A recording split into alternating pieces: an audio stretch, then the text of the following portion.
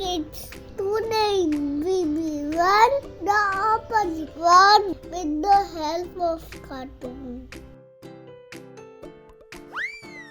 It will be fun learning. Let's get started.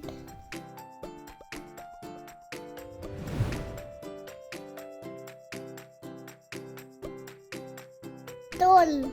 Opposite tall is short. Giraffe is tall. Rabbit is short. Next is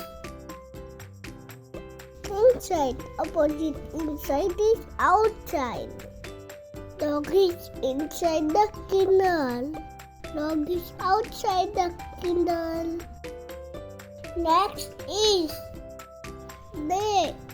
Opposite day is night. Day and night. Next is happy. Opposite happy is sad. These kids are happy. These kids are sad. Happy and sad. Next is good. Opposite good is bad. Next is heavy. Opposite heavy is light. Bike. Bicycle. Bike is heavy. Bicycle is light. Next is yes. Opposite yes is no. Next is full. Opposite full is empty. Basket is full. Basket is empty. Next is thick.